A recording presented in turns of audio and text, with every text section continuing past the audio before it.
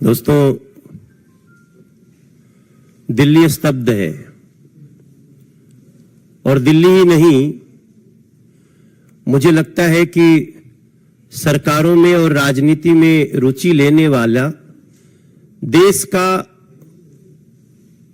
हर तबका स्तब्ध है। दिल्ली में हुए इस अपराध और भ्रष्टाचार के कांड पर जो अरविंद केजरीवाल के द्वारा किया गया है, भारतीय राजनीति के इतिहास में मैं एक बहुत महत्वपूर्ण बात की तरफ सबको ले जाना चाहता हूं कि भारतीय राजनीति के इतिहास में ऐसी कोई राजनीतिक पार्टी जो अपने अस्तित्व में आने के सबसे कम समय में लूट और भ्रष्टाचार का कीर्तिमान स्थापित कर दिया हो, तो उसमें एकमात्र राजनीतिक पार्टी बन गई है आम आदमी पार्टी, अरविंद केजरीवाल की पार्टी। यह कहते हुए मुझे जरा भी संकोच नहीं है कि आम आदमी के नाम से पार्टी बनाया और आम आदमी के खजाने को ही लूटने का काम किया और लूटते लूटते यहां तक पहुंच गए। ऐसा कभी नहीं हुआ है। आम आदमी के खजाने को लूटने के लिए आम आदमी का ही प्रयोग किया है। और हम पहले से कहते आ रहे हैं कि ये जितने भी घोटाले दिल्ली सरकार के हुए हैं, इसमें कोई जेल में हो या जेल में जाने वाला हो या जांच के घेरे में हो, ये सबका अगर कोई सही मायने में किसी के इशारे पे हो रहा है तो अरविंद केजरीवाल के इशारे पे हो रहा है। मुझे लगता है कि जहां तक दिल्ली के राजमहल के भ्रष्टाचार का मामला है, मैं नहीं, दिल्ली के लगभग हर लोग इसमें यह मान रहे हैं कि इसमें टॉयलेट और पर्दे ही करोड़ों के हैं। बाकी तो क्या है पता करने पे, जब सीबीआई इसकी इंक्वायरी करेगी, कर रही है, शुरू किया तो पता चलेगा। ऐसी स्थिति में जिसने 2013 से सादगी का दम भरा था, ऐसी सादगी का दम कि अच्छे अच्छे उसके भ्रम में आ गए, और वो व्यक्ति 2022 तक राजमहल में रहने का सपना देखता हुआ उसको सही करने के लिए क्या क्या नहीं कर डालता है। जब 2022 कहते हैं, 21 कहते हैं, 20 कहते हैं, याद आता है तो इंसानियत को रौंदने वाली एक ऐसी कुकृत्य का दर्शन होता है जब देश ऑक्सीजन के लिए परेशान था, जब देश के लोग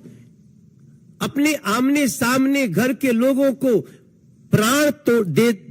छोड़ते हुए देख रहे थे, कोई चारा नहीं चल रहा था, जहां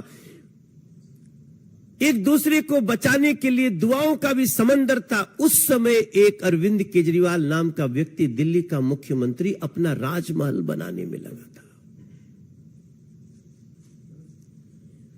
कैसा वो दिल, कैसा वो मन, कैसी वो सोच, ये सारी चीजें इस सीबीआई की जांच शुरू होने के बाद याद आ रही है।